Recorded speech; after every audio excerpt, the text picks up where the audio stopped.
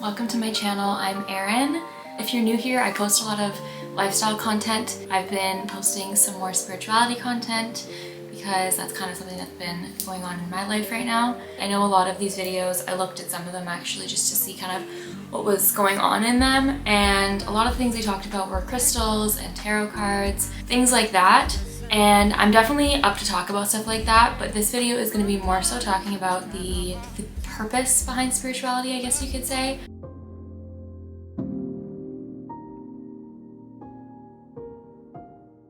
So I'm just going to be sharing my experience and talking a bit about it. I have a lot of notes written down here. So we're going to be talking about books that I suggest, movies and podcasts and TV shows and YouTubers, the places that I get my affirmations, meditations that I'd suggest, and then we're going to go into some of my favorite quotes. But first off, I want to talk about basically what spirituality is. Everyone is spiritual beings. If you are living on this planet, you are a spiritual being. You have a soul within you. You're not just this animated robot, right? So spirituality is within all religions. So it says here, spirituality. Spirituality is the broad concept of a belief in something beyond the self. It may involve religious traditions centering on the belief of a higher power, but it can also involve a holistic belief in an individual connection to others and to the world as a whole. In my experience, I grew up with my parents being two separate religions. On my mom's side, they were Muslim, and on my dad's side, they were Christian. So all my life, I always had, two different looks into religion, but I always had the belief that there was something bigger than me. I would definitely say throughout the years, my, not necessarily belief, but my connection to God faded a little bit and fizzled. There was still definitely a connection. I never went through a phase of not believing, but there just was a point where I wasn't really putting a lot of practice into it. And then I honestly kind of can't even remember exactly how it happened. I just know that I slowly started getting into manifestation. When I was in early high school, my mom would talk to me about, manifestation and the law of attraction and The Secret. She was really into that. So that was my first intro to that, but I didn't really pay too much attention to it. I just was okay, cool, you can ask for what you want. I didn't really look into it that much. I guess there's only so much capacity for what you can have. So anything that I'm saying right now, if it doesn't resonate with you right now, that's okay. Just go with it, you know what I mean? One of the biggest things in spirituality is divine timing and knowing that everything works out the way it's supposed to and that everything happens when it's supposed to. So if you're not supposed to be on a spiritual journey right now and you just feel lost and you feel like you're trying to clasp to something, go within. That would be my biggest suggestion. I know that sounds so annoying to hear, but meditation would be really great, trying to notice your thoughts and things like that. But just if any time there's something that doesn't resonate with you, that's okay. I totally accept that. I know not everything is going to resonate with everybody. I'm just kind of sharing my experience. But anyways, at that time, it didn't really resonate with me. So I guess I just wasn't ready for it at that time. I needed to go through the rest of my experience in that period of life. Then pretty much I started reading a lot of books and looking into a lot of things to do with spirituality, and mainly, I guess you could say, the law of attraction would be the main thing. And then I just fell in love. Something in my soul is stirred by this topic, and if you're someone who's like that, it feels so nice and good to be so intrigued by it and want to learn more about it. And literally in my spare time, it is all I do. It is constantly on my mind. I'm constantly listening to podcasts and TV shows and reading books on it and having my own thoughts about it and journaling and just getting downloads and writing. And I have completely fallen into it. And one of the big things that I'm gonna say is, if you've already had your spiritual awakening, you might already notice this, but if you are just interested in all of this stuff, you are going to completely change as a person. And that in itself is it's such a blessing, but it's also very weird because people know you as these old versions of you, right? And you know yourself as these old versions of you. And even things like your appearance might start to feel a little weird. I know for me personally, I didn't always feel until very recently connected with this physical form of me. I felt like I was put in a box with this physical form, and then I felt like I would be perceived as something that I wasn't, and that I was so much more than just this. And so you're gonna go through that on your own as well, and you're definitely gonna have experiences feeling like you, not that you don't feel like yourself, but that you don't feel like what your ego has perceived you to be, if that makes sense. So I want to talk a bit about what the ego is and what the soul is. Here it says ego versus spirit. So your ego aims to win at all costs. Your spirit finds the best outcome for everyone. Your ego tries to control the situation. Your spirit trusts that all is unfolding as it should be. Your ego is stifled by fears from the past and worries for the future. Your spirit opens to joy and infinite possibilities in the present moment. Your ego struggles to change outer circumstances. Your spirit manifests desires easily through inner transformations. Your ego fights for its share of limited power and resources. Your spirit taps into abundance and boundless power within. Your ego is almost like the identity that's been shaped through your circumstances, through your parents, through your friends, through your beliefs in yourself, your fears. All of that stuff is your ego, and your soul is pure love. And I know that I feel like love is a word that's like kind of overused now in today's world. Like we're like, I love this, I love that, I love him, I love her. And sometimes it's almost like lost its meaning a little bit. But when I say love, I mean like divine love. I mean, we come from love, we were made from love, we return to love, we are love, we are just beings of love. We are literally love embodied. We are love put into a body that is able to now move and express its love. That is basically the surface level of what my brain comprehends the soul as and what spirituality is. Let's get into talking a bit about books and all of that sort of stuff. I think it's kind of hard to just listen to someone talk and have like a spiritual awakening through them talking, or to have a deeper understanding if you don't already have an understanding. And if you do already have an understanding of this, these are just books that I would recommend to you. And please like message me on Instagram or something. I would love to have like talks with like-minded people on stuff like this. If you do have an understanding of this stuff, or even if you're just interested or you have questions, please, please, please, if you don't want to just leave a comment down below because it's like public to everyone, go follow me on Instagram and message me there. I would love to talk to you guys about it. Okay, anyways, let's get into the books. So the books that I would suggest would be The Greatest Secret. So The Greatest Secret is actually kind of, I guess, like a prequel? Is that a word? Sequel? Why can't I think of that word? But it's basically another version of The Secret, but it's completely different. The Secret is very focused on manifesting the law of attraction, which is really, really, really great. I think spirituality is so much more than just getting the things you want. Like, it's this inner world.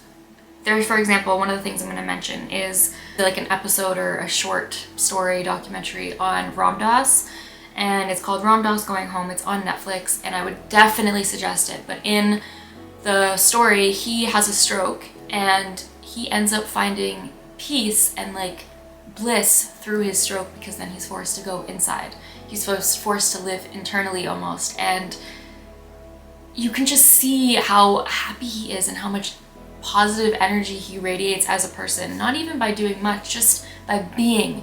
And I think that is so much more impactful and powerful and full of love than just thinking, I want this, I want that. That's still so human to me, which we are human, but that's still so, I guess, like full of ego to me, if that makes sense. Not saying I don't manifest and all that, because I definitely do. I just think that there's also another part of it that you can look at that is so powerful and can change your life in so many ways. So just, yeah, if you are interested in manifestation, don't just look at manifestation. It's inside you. Everything that you need is inside you. Everything that you're looking for externally is actually within you. All the answers are within you. So meditate, be mindful. So the books that I would suggest would be The Greatest Secret. It's a really, really, really good book. I would definitely suggest it. I think it definitely started my spiritual awakening for sure.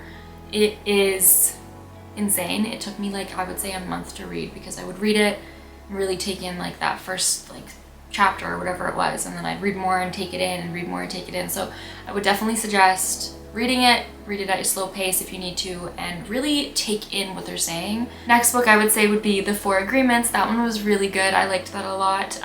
The Untethered Soul is one that I haven't read, but I've heard so many people say that they have started their spiritual awakening from that story. And I've also watched Oprah's interview with the author of The Untethered Soul, and I loved the way he spoke. I loved the things he said. I loved just him. So I would definitely recommend that book if it has anything similar to him. And I'd also recommend that podcast.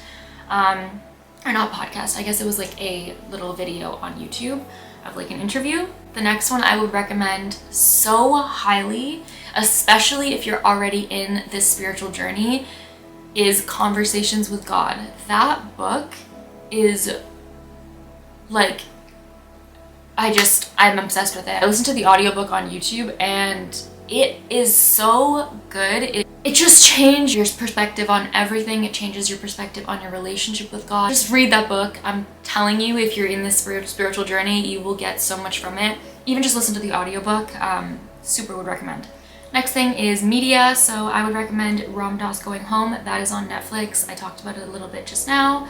Next thing I would talk about is The Midnight Gospel. By the way, Ram Dass Going Home, it's very good, but I could see how it might miss people if you're just starting your spiritual awakening, because it's so simple.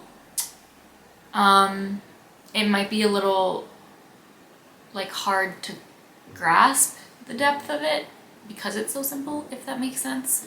So if you're like deeper into your spiritual journey, I would definitely recommend that. I literally like cried. I mean, even if you watch it and it doesn't resonate, you can always watch it another time and like, see. The next one I would recommend is The Midnight Gospel. So this is actually like a cartoon, and it basically is like a podcast, but a cartoon. It's really cool. I would definitely recommend it. It's very like interactive, like visually, it like definitely keeps your attention, but then the conversation is also really, really great. Next thing I would say are Leora Alexander on YouTube, Hindsight on YouTube, Lynette Adkins on YouTube, Aaron Dowdy, I want to say his last name, on YouTube. I'll link all these down below, by the way. And Iris Daily, I love her content. All of those people are amazing. I just love them. So I definitely recommend going and following all of those.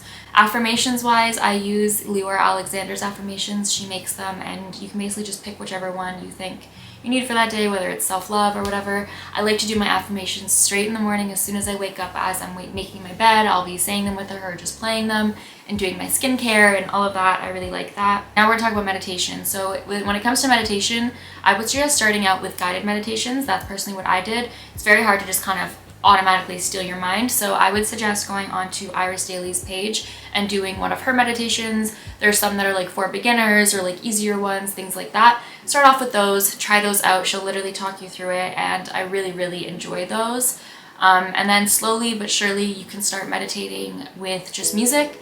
And when you meditate, the one thing I would suggest is really focus on the breath and don't put too much pressure on yourself to stop thinking, because that's not gonna happen most likely. My suggestion would be, let's say you're closing your eyes and you're breathing, you're thinking about your breath, you're going in and out, all of that, and a thought takes you somewhere. Notice it, be like, okay, like I just thought about something, and then return to the breath. That is okay. That is literally normal for meditation. The noticing the breath, noticing the thought, and then coming back is normal. Don't expect to just have silence in your brain, because that's not how we work. And meditation has helped me a lot to be more present in the moment, to be living more mindfully and taking more attention to what I'm putting my energy towards. So I would totally recommend meditation. I love meditation. It has transformed my brain, honestly. And then also another thing I would say is meditation, you can try it out to music, to sound bowls, to sounds of like nature. And then the last thing that we're gonna do is read some quotes. As you dissolve into love, your ego fades. You're not thinking about loving, you're just being love, radiating like the sun. Learn who you are, unlearn what they told you to be. You're sexual, you're soulful, you're emotional, you're spiritual, you're magic. You're both of the light and the dark. You're human. Don't deny any aspects of who you are. A healthy soul is a whole soul. Sometimes the bad things that happen in our lives put us directly on the path to the most wonderful things that will ever happen to us. Most people barely know themselves, so what does it matter what they think of you? I have so many parts of me to meet still. Deal with things as they come, not as you fear.